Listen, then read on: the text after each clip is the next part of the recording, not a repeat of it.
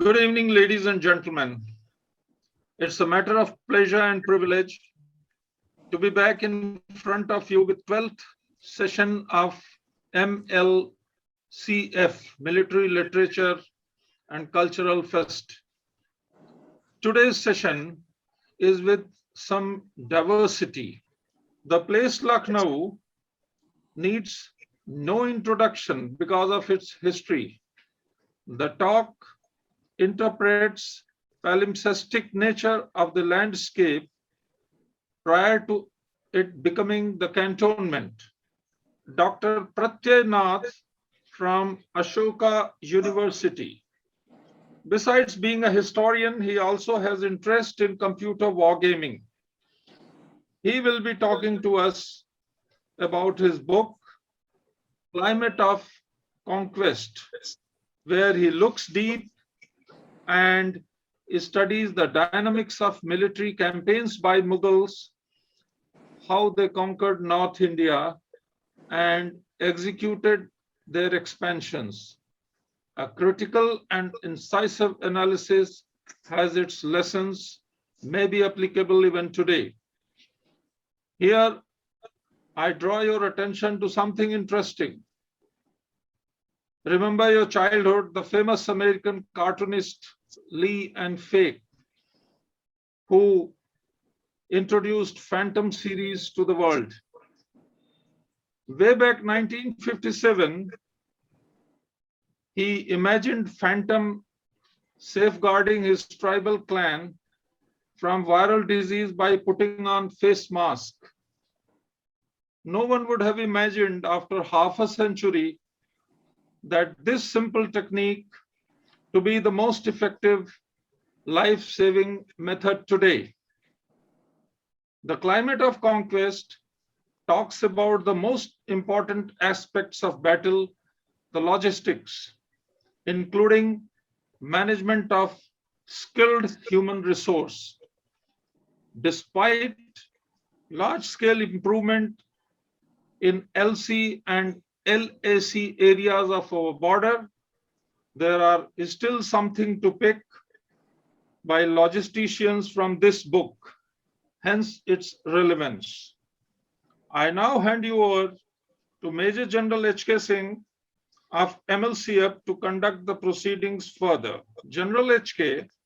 is a history buff and spends most of his time on research. Exploring knowledge from deep is his passion. Over to you, General. Thank you, Brigadier B.N. Singh. War is a complex affair. Every country has its own strategic culture and operational and logistic doctrines.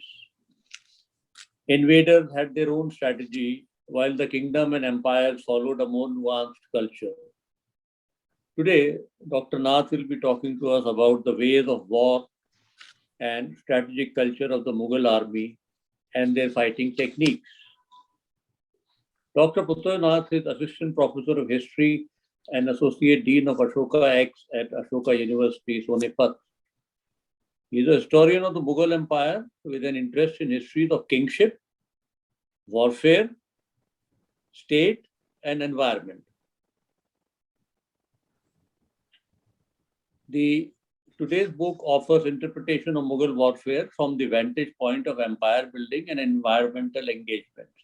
He's also working on his second book titled The Making of Mughal Empire, War, Kingship, and Region in Early Modern South Asia. Also, his forthcoming publication includes an edited volume titled War and Society in South Asia. He writes both in English and Bengali. At present, he is located at Calcutta. Dr. Nath, it is indeed enriching to have read your seminal research work concise into the book Climate of Conquest. I would begin by saying it is a must-read for all army and military people, including higher leadership. In fact, we look forward to your upcoming books of the early modern periods. Many books have been written on various facets of the Mughal Empire, and more keep coming. But I do not think that anyone has approached the history of Mughal conquest the way you have done it. It is so focused on war-making process of that period nestled into the vast ecosystem which existed at that time, be it political climate, the terrain, the vagaries of weather, resources, logistics, transportation, labor, or management, or war fighting techniques. From expansion campaigns to kingship, from organizing armies to tactical battles, from harnessing resources to adapting to situations, it has it all. The heterogeneous nature of the challenges faced by the Mughals and the process of overcoming them in a highly systematic and thoughtful way with much preparation was hallmarked by abundance of professionalism, adaptation, and flexibility. I would say that all the classical principles of war were followed to the last P. The book carries many lessons for us today. Your book is in two parts. The first one describes or scans the environment and expansion of the empire, while the second part is more about the process of war making and kingship in the then prevailing climate. One can debate your book for many days, but today we'll focus on some of the issues. So, Dr. Nath, briefly tell us about your book and your focus on warfare and military aspects. Thank you so much. I would like to begin by thanking heartily the organizers, especially Major General H.K. Singh, for inviting me to this brilliant occasion and for giving me an opportunity to speak in front of all of you. I'm really honored. Thank you, sir. My book grew out of my PhD, which I completed at Jawaharlal Nehru University in New Delhi in 2015. I was there from 2008 to 2015, first completing my MPhil and then my PhD. And I began as a student primarily of Mughal warfare. I was interested to know that how did such a big empire come about? A lot of historians before me have written extensively about various aspects of the Mughal Empire. But what I felt based on my studies of that extensive body of literature is that there was still a lot of work to be done in the field of warfare. And as I proceeded through the primary material, the source materials, which for me was mainly documents of the Mughal Empire, dynastic chronicles, imperial autobiographies, all written in Persian, I increasingly was driven by this question that what lay at the heart of Mughal military success? Because in whichever direction we look in course of the rule of, especially of the 6 great Mughals, as they are called from Babur to Aurangzeb, on the whole, they were greatly successful in the field of warfare. And they fought across the Indian subcontinent. Not only did they win their battles in the heartland of North India, Punjab, Uttar Pradesh, Bihar, but they also fought very successfully among the rivers and forests of Bengal, among the mountains and slopes and snows of Kashmir, among the plateaus and hills of Malwa and the Deccan. They also went into Afghanistan. And across these various spaces, sometimes they were fighting on horseback, sometimes they were attacking fortresses, where they would lay siege to the fortress for months. Sometimes in places like Bengal or Assam, they used to fight on rivers with war boats. So as I went through my source material, contemporary documents, what I kept on asking myself is that what was the secret of Mughal warfare? What is that winning combination that seems to have clicked everywhere?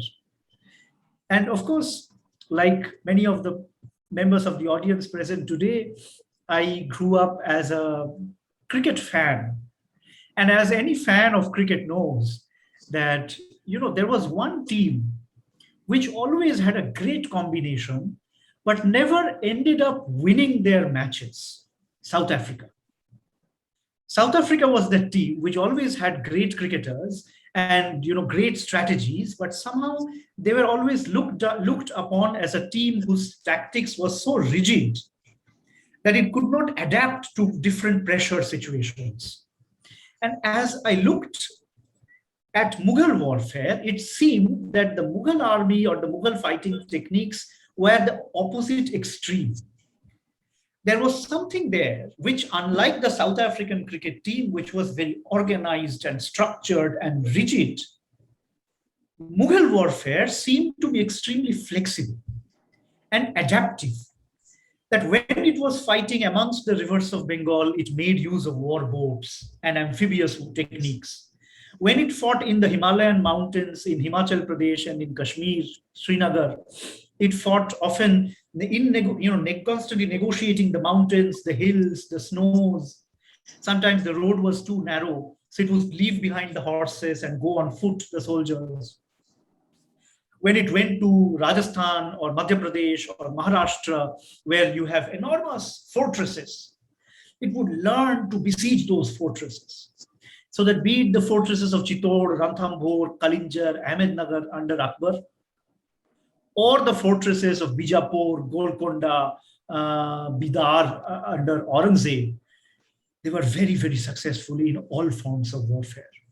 So the more I studied, I realized that war for the Mughals was not just about fighting, but it was also about negotiating the natural environment. The rivers, the forests, the mountains, the plateaus, the snows, the rains. So the more I went into this, more I realized that in order to tell this story of warfare, I have to tell the story not only just of fighting, battles and sieges, but also how campaigns were supplied, logistics. The people who labored behind the ranks of the armies to keep the army going, so military labor, and the role of natural environment in shaping the course of military campaigns. So what this book does, to sum up, it tells us about the constant interaction between warfare, environment, and the process of Mughal Empire formation. That is, in brief, what the book is about. Thank you, Dr. Nath. I would say a very professional kind of approach they followed, and they followed it with great amount of resolve and acumen, harnessing the resources. But coming to the combat part of it, the combat forces of the Mughals, especially during the Akbar's time, consisted of cavalry, both heavy and light, foot infantry of various types, the artillery, and the river flotillas. The composition kept changing as per the need. And troops came from all over, from Afghanistan to South India, to East India, to Bengal, and to the heart, and from the Punjab. Everyone had a specialty. There were some gladiators, and there were some uniquely skilled soldiers. And the number of forces were in thousands, the horses were in thousands. And lighten us, especially keeping in mind that some of our audiences are from infantry. So tell us about some of the combat aspects of the forces. Thank you for that question. Whenever historians have looked at Mughal warfare, there have been two main interpretations. One is that cavalry was the most important wing of the army. And because the Mughals came from Central Asia with ancestors like Timur and Genghis Khan, the Mughals had a lot of cavalry with them always. So one group of historians say that it's the cavalry that always spearheaded Mughal victories. There's a second group of historians who say that no, it's not the cavalry, rather it's the new technology of firearms, guns, cannons, and gunpowder mining in sieges is what gave the Mughals their victories. As I conducted my research, I sort of realized that both these wings, the cavalry and firearms, had their own spheres of influence, but neither of them single-handedly gave the Mughals their victories. So cavalry was particularly important on the flat open plains of North India. from Punjab in the west to eastern Bihar and western Bengal in the east. The Punjab basin, the Gangetic Yamuna basin, it presents a flat land ideal for cavalry maneuvers. But beyond this, what I found is the role of the cavalry was rather limited. Imagine, for instance, the case of siege warfare, the warfare of taking fortresses in central India. And there are numerous sieges that the Mughals engaged in today's Rajasthan, Madhya Pradesh, Maharashtra, Karnataka, even Andhra Pradesh. In any siege where the army is encamped in front of a fortress, encircling the fortress and staying there sometimes for 4 months, 5 months, 6 months, cavalry had very limited role. Rather, what became important was the infantry. And infantry at this point would carry both bows and arrows and guns, matchlocks at this point of time, primitive rifles. It was these infantrymen sitting in front of the fort month after month, targeting the garrison inside the fort with their guns, that created a great deal of impact. Take another instance. Amphibious warfare, warfare in war boats, which happened in mainly 3 areas. In Bengal, eastern Bengal, especially in today's Bangladesh, in Assam, where there you have the mighty Brahmaputra River, and in Sindh, in the lower Sindh, Indus basin, in the Bhakkar to Thatta area. In all of these places, the Mughals fought with boats. Once again, when you are fighting on boats, the role of cavalry is very limited because your adversary is separated from you by water bodies. So once again, what the Mughals did here is put infantrymen in boats, infantrymen carrying bows and arrows, and infantrymen carrying guns, fighting each other from a distance. Once again, this presents another case of diversity. I'll quickly mention who these infantrymen were. So while the cavalry of the Mughal Empire were mainly elite soldiers, and as Major General Singh said, you could have cavalrymen who were Afghans, who were Persians, who were Turanis, who were Rajputs, and from all parts of the Indian subcontinent. The infantrymen, on the other hand, most of them were poor peasants. And many of these peasants were part-time soldiers who would give their labor as mercenaries to Mughal armies and to other armies during the campaigning season, which was the winter months.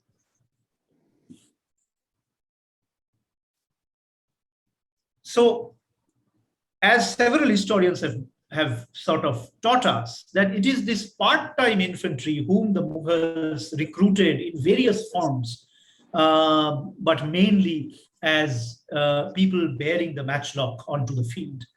Often these people trained themselves, and many of these guns were also manufactured at the village level, because the 2 main ingredients of guns at that point of time, saltpeter, which was the chief ingredient of gunpowder, and iron, were both available in especially the eastern UP and Bihar region locally.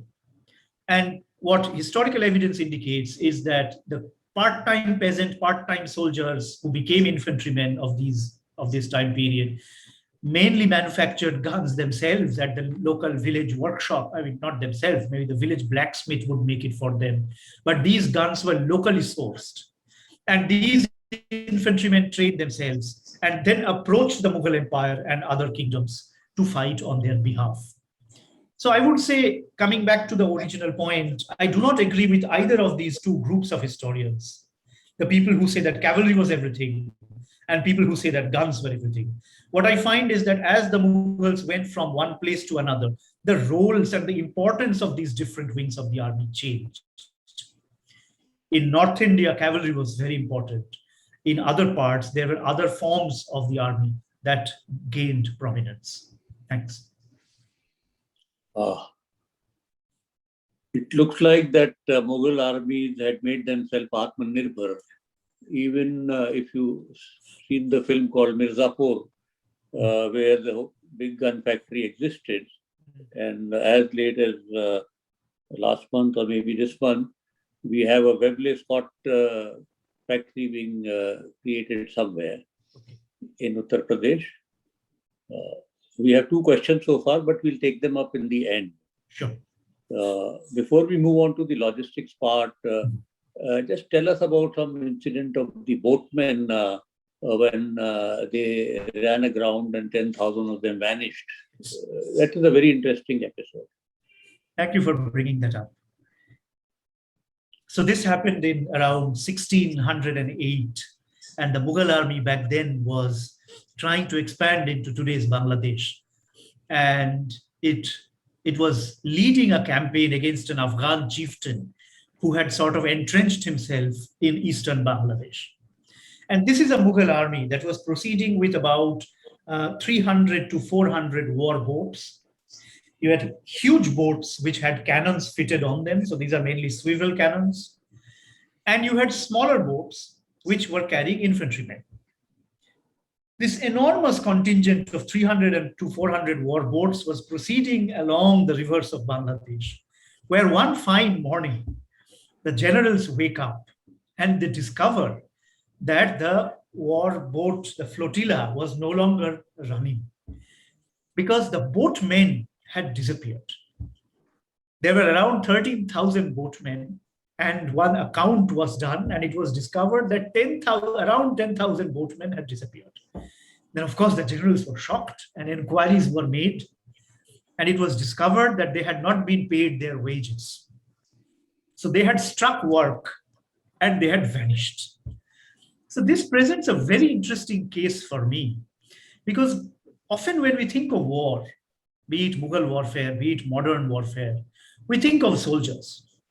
Soldiers, of course, are one of the most important parts of warfare because it is the soldiers who fight. But this particular incident draws our attention to the fact that beyond soldiers, there are other factors, other people, other participants who are equally important. As the boatmen vanished, the Mughal army, with all its soldiers, all its weaponry, all its technology, came to a standstill. It could not proceed anymore. It could not pursue its enemy. It could not fight its enemies. And suddenly they all had to go around, the soldiers and the generals, looking for other people, local villagers maybe, as substitute boatmen, who could row the boats on behalf of the boatmen who had actually absconded. And it's only when they got hold of a few thousands of boatmen that they could again begin their journey, and again, war could sort of begin once again. So for me, this was a particularly interesting and important episode, because often while thinking of warfare and armies and empires, we think of them as very powerful. But here is an instance where a very, very poor constituency of Mughal subjects, Bengali boatmen from some village, had brought the imperial forces to a standstill by their action, by their strike. And this sort of helped me go into the other topic that Major General Singh hinted at, the logistical part of it, which I think is equally important to combat. Thank you. I can quote one example from our own wars, where many laborers were hired. They were possibly the foreigners who had come disguised, and then they would carry the loads onto the mountains. So they would throw away something, they will take out the batteries and remove the acid from that, or remove some part of the radio set and things like that. So by the time they reached the front, things were missing. So anyway, that happened in 1962. Coming to the next part, logistics, engineer support, we call them sappers. Yes. And the supply systems were the cornerstone of all campaigns. Yes. It was an elaborate affair, an expensive affair, and a highly organized affair with much emphasis on harnessing the local and the skilled manpower. Mm-hmm. India had great skilled people in all kinds of fields. In fact, it was a Atmanirbhar India that time. The scale was humongous, and its management would have been equally challenging. Mm-hmm. And so therefore narrate to us, quoting some examples and stories and of the various skilled type of people who either provided supplies or were doing engineer works or this or that. Dr. Nath. Thank you. Yes, I mean, for me, this was another very exciting part of warfare, because when I had started studying this, of course, I was looking at the battles, I was looking at the sieges, and I was looking at the tactics, strategy, technology, etc. But more I studied my sources, more I found references to various types of workers, some skilled, some unskilled.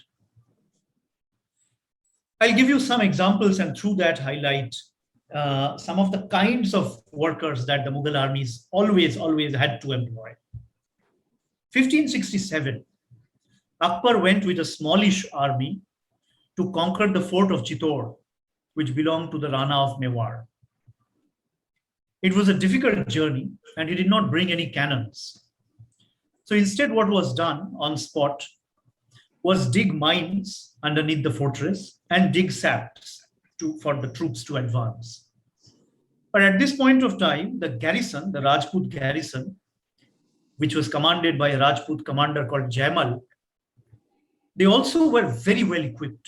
They had cannons, they had handguns, they had bows and arrows. So what we find in the sources is that immediately after reaching Chittor, Akbar ordered his workers to build the mines and saps. And there were 3 batteries that were constructed at different points. So it was encircled, the fortress, and 3 batteries were erected. And from each battery, there was a sap and a mine that was started.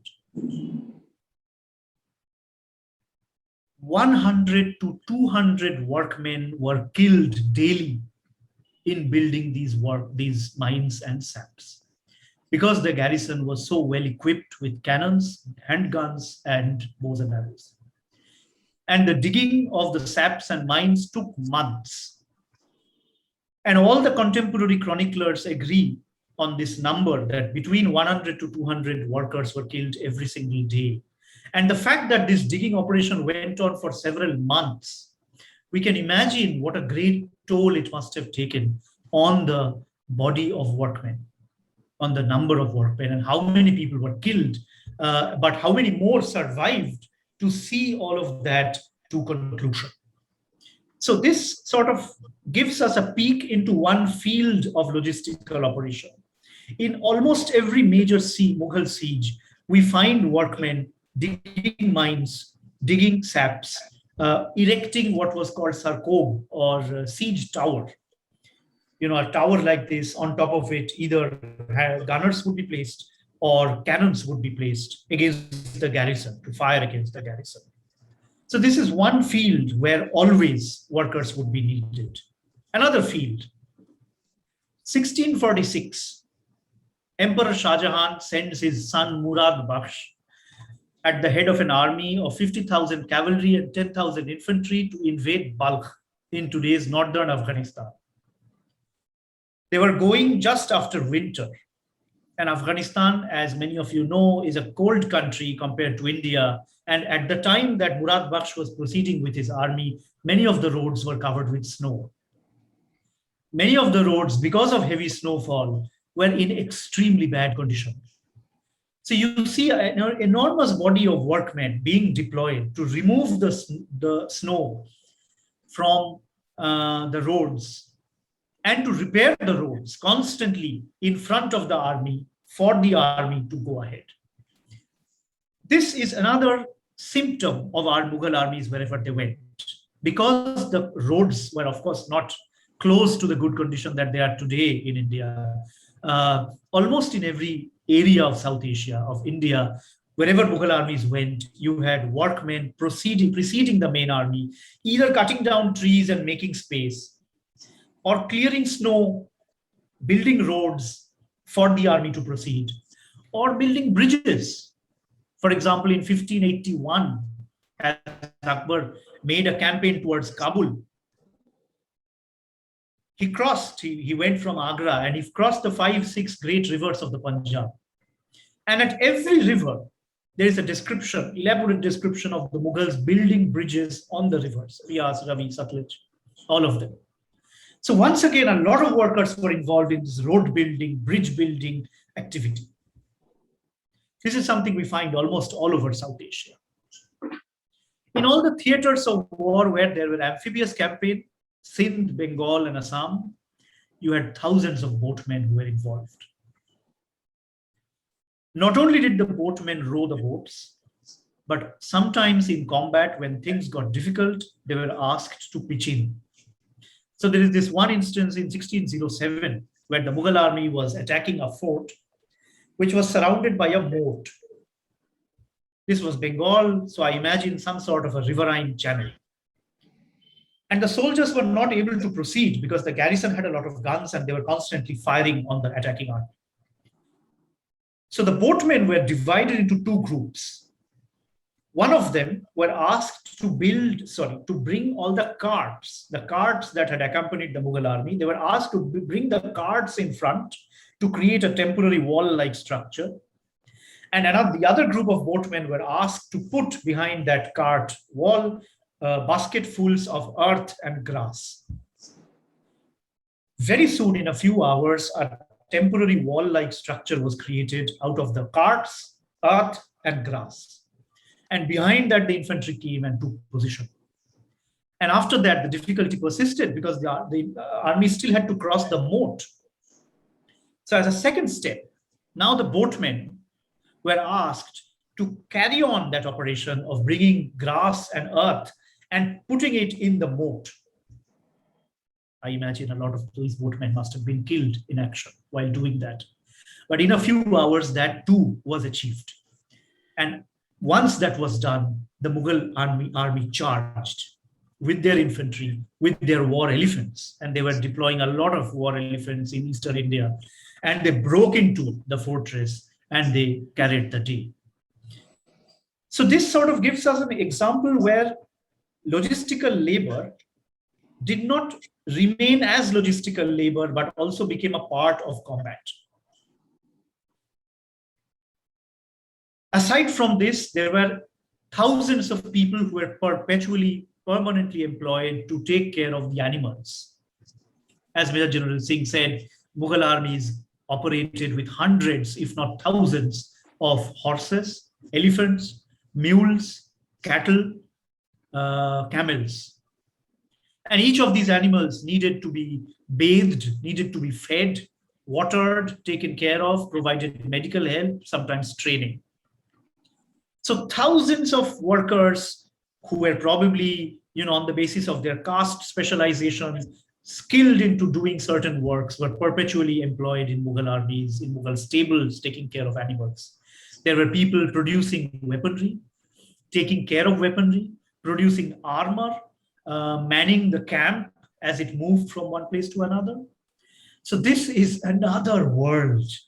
At any point of time, if we see thousands of soldiers fighting wars, the people who remain in background are these thousands and thousands of laborers with different specializations, but contributing extremely precious skills to the making of Mughal warfare.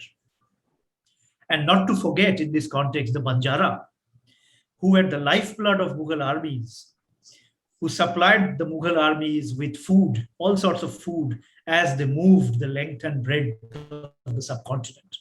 And because of the Banjara, the Mughals never had to arrange for food themselves. They could just delegate this responsibility to the Banjara, who would then, as traveling merchants, supply the Mughal armies with food, ration, etc. Thank you. Thank you, sir.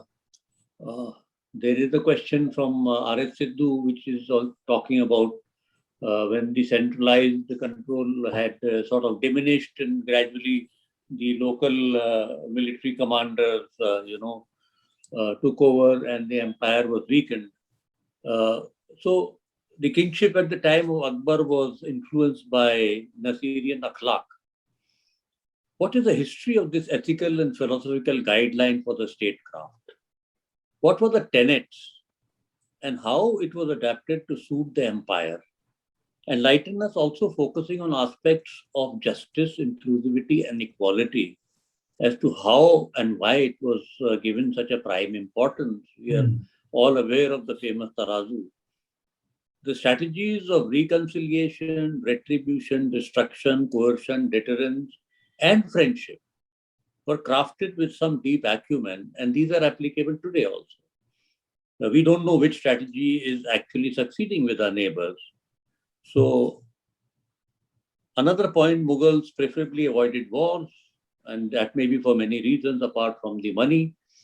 So tell us something about these guiding principles. Thank you. And who was the man who wrote it, or translated rather? That's a wonderful question. So this is the text that we are discussing. The author is Nasiruddin Tusi, and the text he wrote was a work of akhlaq, or a normative text named after him. So it's called Akhlaq-e-Nasiri, written in Persia around the 12th, 13th centuries. This is a part of what is called, it's a genre of texts that is called Mirror for Princess. It's a normative text written as a prescription to kings as how kings should govern. And throughout the world, we have these kinds of texts. In South Asia, we have the Arthashastra. In Europe, we have Machiavelli's The Prince.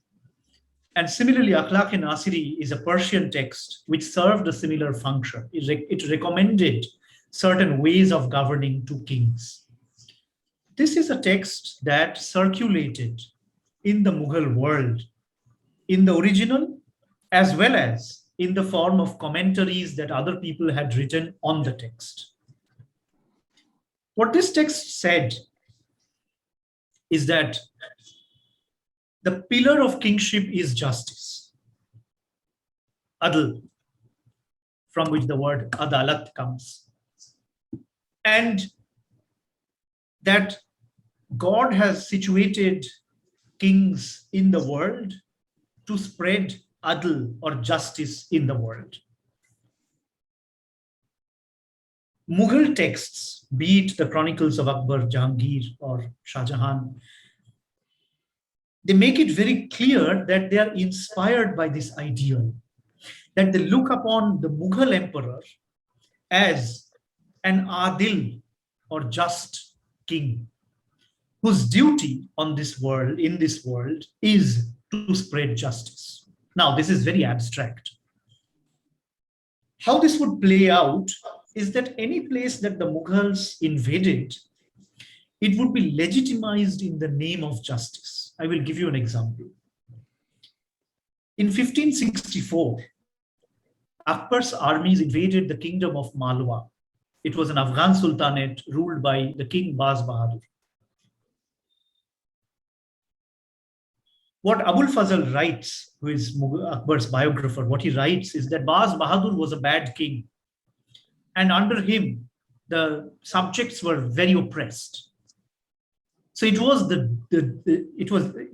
necessity to invade Malwa and to protect the subjects of this bad king from bad governance.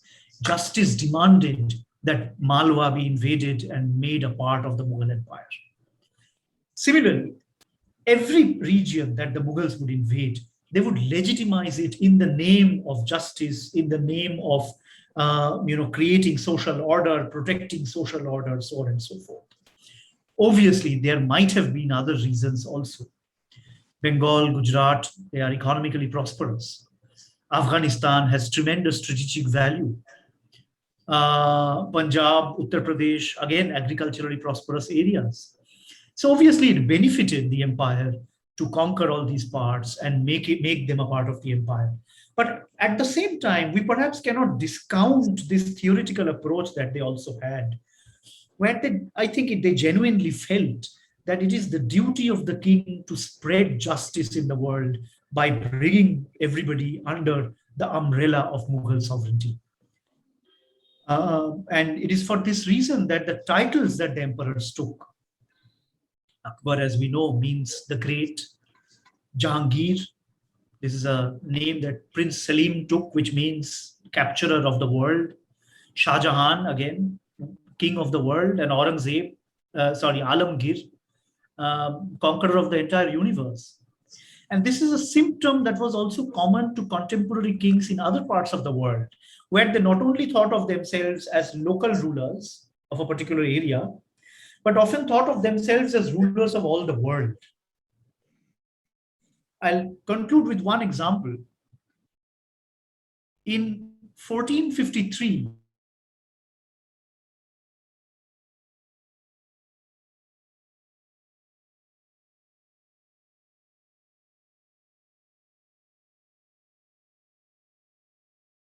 Roman emperors. So immediately after conquering Istanbul, the Ottoman Sultan started calling themselves Kaisar, which basically means Caesar. Around the same time, the Russian emperors started saying that, but you are Muslims, how can you be Caesars? We are Christians, we are the Caesars. And they started calling themselves Tsars. And that is the title that has survived, TSAR or CZAR, Tsar. And the Austro-Hungarian Empire, which was there in Europe at that point of time, also claimed this legacy of the Caesars of Rome and Istanbul and started calling themselves Kaiser, which is a title that also survived into the 20th century. So what this part of my book, the final part of my book, studies is the interplay of warfare, culture, and ideology. And what I end up highlighting is that Akhlaq-e-Nasiri and the ideals of Nasiruddin Tusi about how kingship is about justice, kingship is about social harmony, etc., form the bedrock of the way that the Mughals thought about warfare. Thank you. Dr. Nath, share us with about the concept of frontier gates and the relevance, necessity of opening the sea routes through Gujarat. Today we again talk of reviving the Silk routes. There is the Chinese Belt and Road Initiative. What was the concept of frontier gates and opening these new routes? Thank you, Dr. Nath. Thank you. Well, this is a question that often comes up about the interests of the Mughals in the seas. The fact of the matter is that the Mughals had no interest in seas when it came to warfare. They were interested in trade, and there were many important ports that the Mughals had conquered. Some of the most important being Surat in Gujarat, Chittagong in Bengal, Hooghly in Bengal, among others. And many of the Mughal nobility invested in overseas trade, and many of them, including imperial women, relations of Mughal emperors, invested in trade and even in ships that would carry merchandise between places across the ocean. And we have evidence to indicate that many members of the Mughal aristocracy had a lot of interest in maritime commerce. But it is very clear from the Mughal chronicles that the Mughals had no interests in the seas when it came to matters of warfare. They thought of themselves as lords of the land. And this they shared with a lot of other kingdoms of the times, where unlike coastal polities, many of the territorial kingdoms had very little interest when it came to naval warfare. But at the same time, it will be wrong to say that the Mughals were not interested in fighting on water, because indeed, as I pointed out earlier, in Sindh, in Bengal, and in Assam, they did fight a lot of naval warfare, although this is not warfare on the seas, this is warfare on the rivers. So it would be wrong to say that the Mughals didn't have a navy. They did build a navy in course of Akbar's final years and Jahangir's early years, but this was not an ocean-going navy. This was a riverine navy or a riverine flotilla. When it comes to the other forms of gateways to the other kingdoms, other realms, they mainly depended on cities which lay as frontier outposts of their empire. And some of the most important ones were Kabul and Kandahar, today both in Afghanistan. And of course, much in news in the last few months because of the ongoing Taliban takeover of Afghanistan. Kabul and Kandahar were extremely important for the Mughal Empire because they were the gates. Kabul was said to be the gate to Central Asia or Turan, and Kandahar was supposed to be the gateway to Iran or West Asia. And these gateways of the empire saw the mobility of a variety of things, most importantly, horses. South Asia, because of its hot climate and humid climate, is not conducive for the production, for the breeding of big war horses. So most of the big war horses that the Mughals used, Mughal soldiers used, were actually imported from Turan or Central Asia and from Iran, Iraq, and parts of Arabia. And much of these horses entered South Asia through the cities of Kabul and Kandahar. These were also the cities through which warriors who wanted to fight in Mughal armies came. So over time, a lot of Iranians landed up in the Mughal army and became important generals. One of the most famous perhaps being Bairam Khan, who was the regent of Akbar, and another being Nawab Mir Jumla, who was one of the most important generals of Aurangzeb, who were both Iranians. These were also the portals for the transmission of technological information and military techniques. Babur, for example, used a technique that he called a Rumi technique. Rumi meaning from the Ottoman Empire in Western Asia, today's Turkey, Eastern Europe, these parts. And it is from these parts, again, Kabul, Kandahar, that this military intelligence had reached him from West Asia. So I would say, on the one hand, important frontier towns like Kabul and Kandahar, and important port cities like Hooghly and Surat were sort of outlets of the empire to the outside world, through which the empire went outward and the outside world came into the empire.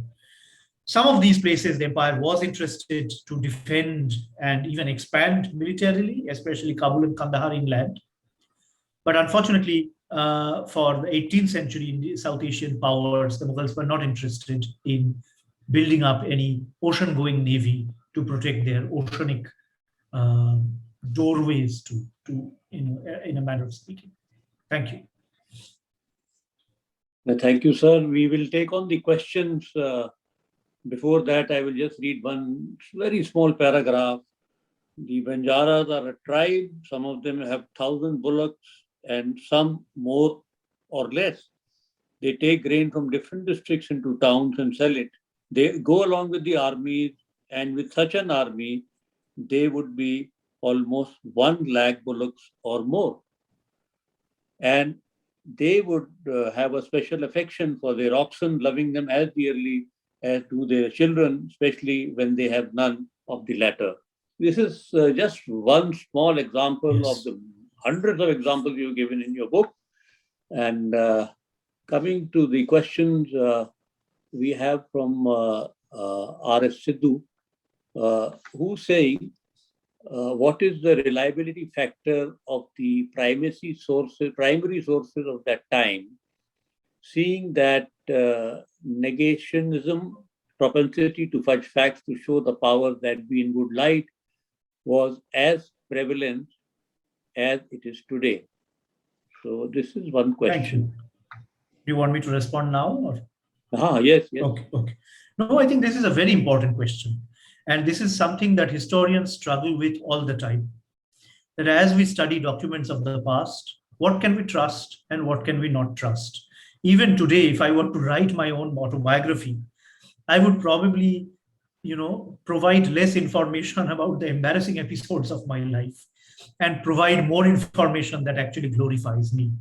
So then 100 years from now, long after I'm dead, if somebody is reading my autobiography to write my history, they would be misled by this autobiography that I wrote. And historians are painfully aware of the fact that any source of the past that we look at is somebody's perspective. And much like each person today, these people of the past had some agenda behind writing this document, be it an official servant, an administrator, an imperial general or a chronicler, whoever it is, they had their own agenda. The text has its own politics. So there are two things historians do, and I would say I'm no exception to that. First of all, is we don't rely on any one text. Instead, what we do is we cross-reference. So we compare as many texts as possible to see what is the common among them on which the various sources agree. And based on that, we say that, there's a general agreement on the sources that this is what happened, or these many troops were killed, or this and that took place. But in some cases, that information is too divergent. One source, for example, could say that 100 people were killed in battle, and another source could say 20,000 people were killed in battle. In the same way, I mean, today, if you have an election rally of whichever party, all the newspapers, depending on their political sympathies, would report how successful the rally was in different ways. So there, historians have to admit that the sources are providing different kinds of information that are not agreeing with each other, and leave it at that. The second thing that historians do is, because sources are unreliable, we can never say that what we are providing is the ultimate truth. In fact, what we always say is that this is my interpretation. And that sort of leaves the option open for other people, other historians in future, to say that, well, you have your interpretation and this is my interpretation, and then provide a different interpretation. And that's how the discipline of history grows. Because none of us say the final word when it comes to history. Treating the facts, we present one argument, one explanation, and somebody else comes up and challenges us and produce a different interpretation. And that is how our discipline works. But thank you very much for that question. One last question. One is a small question which says, what was the great general percentage in Mughal army between a fighter and the supporting or logistic arms? Second is from, again, R.S. Sidhu, the Mughals maintain a core as a standing army. Based on requirement, the army would be expanded through a system of royal title holders who were required to provide specified quantum of troops for conduct of military campaigns. This created rise of multiple centers of power other than the ruler. Over a period of time, the primary loyalty of the rank and file came to lie with the title holder rather than the ruler. This system worked well only as long as the central rule was strong and the going was good. It tended to collapse when the state was weak or the opposition was likely to win the day. These courtiers and their troops tended to just melt away in face of a determined onslaught. So two questions of different types. Right. In response to the first one about the proportion of combat and non-combat personnel, this varied enormously. I'll give you two examples. The first is in the days of Babur, when Babur was driven out of his paternal homeland, which was in Samarkand. He roamed around with a group of followers for several years. And after that, he captured Kabul. He came from Uzbekistan, Samarkand is in Uzbekistan. He captured Kabul in 1504. And for the 22 years after that, he was the Badshah of Kabul. And from there, he tried to enter Hindustan. In these years, his army was predominantly a small band of warriors who stuck together. In such an army, there were very few workers who we find in very large numbers later on under the descendants of Babur as the empire took hold and it expanded. So in Babur's army, it was mostly combatants, very few non-combatants, I would say. But under Humayun, Akbar, Jahangir and Shah Jahan, as the empire grew more and more luxurious, more and more prosperous, more and more settled, and as it fought in more and more different kinds of ecological zones, Bengal, Kashmir, Gujarat, Malwa, Afghanistan, it required more and more laborers. So that by the time we come to Aurangzeb, which is the second half of the 17th century, we find European travelers who are coming to South Asia at this point. We have Niccolo Manucci, Francois Bernier, and other Europeans who say that compared to the combatants, the number of non-combatants is enormously large. And if you have 60,000, 50,000 soldiers, cavalry and infantry, you had lakhs of what the Europeans call camp followers.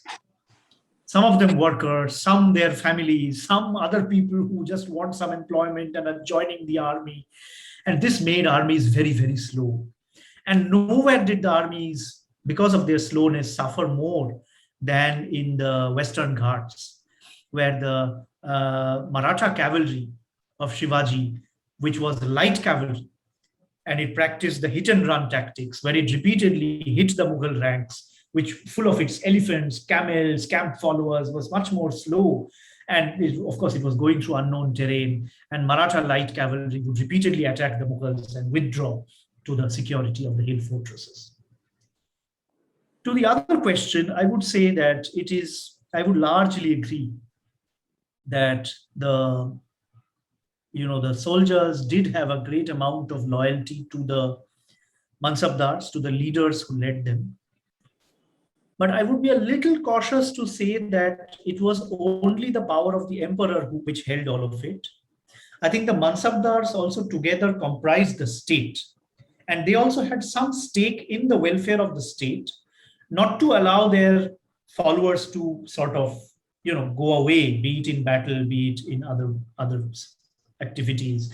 But rather the Mansabdars, because they had some stake in the empire, because they had some stake in the state expanding its resources, because they would also get a share of those resources, they wanted them to stick together. But in the 18th century, it is true that as the empire, the central authority started growing weaker, we do have three breakaway polities: the Wizarat of Awadh, the Nawabi of Hyderabad, and the Nawabi of Bengal, all of whom were former Mughal Mansabdar. So it is true that taking advantage of the weakness of the central authority, they break away from the empire, alongside many other people who used to be zamindars, the people who formed the Jat kingdom in Bharatpur, or the Sikh kingdom around Amritsar and Punjab.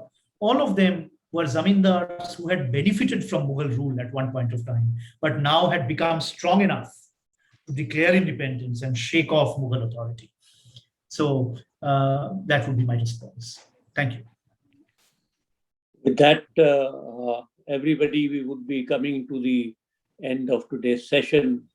There is much more to the book of Dr. Pratyay, be it artillery, be it which state was more prosperous, the best animals came from Gujarat or from Deccan or from Bengal.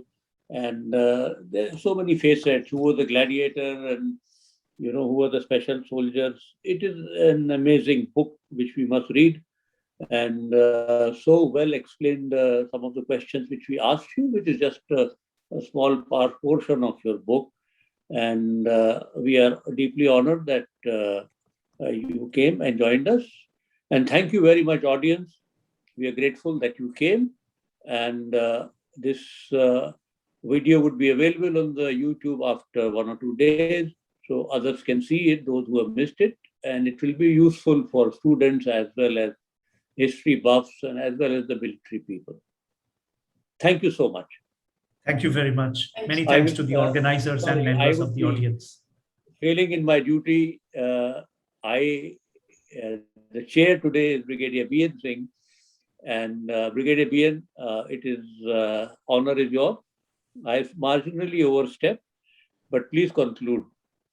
Thank you, sir, and delighted to hear Dr. Pratyay Nath. Your sharing of knowledge has enriched us. As military student, Professor Pratyay Nath, what one learned throughout, you lucidly covered through your discussion, and you proved what we have been learning all this while. For example, siege of Mewar Fort. All this while, I have been thinking 100 to 200 people killed for 7 months together. So much of manpower from where they mustered. And it is not only money which brings. There must have been a lot of coercion, forced labor, etc.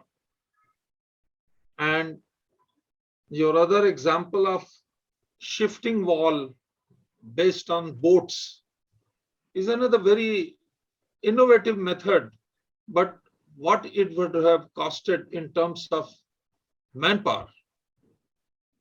And one can only conclude that how much our society endured because of these invaders.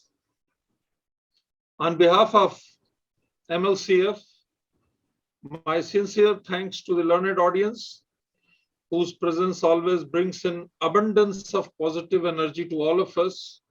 Our gratitude to everyone. Tomorrow, 31st October, gentlemen, we have got yet another very interesting session by veterans who have created a niche for themselves and talk about this as gold mine. That is, veterans, how they can contribute to nation building. Do join us. Until then, goodbye. Thank you very much. Thank you so much. Bye.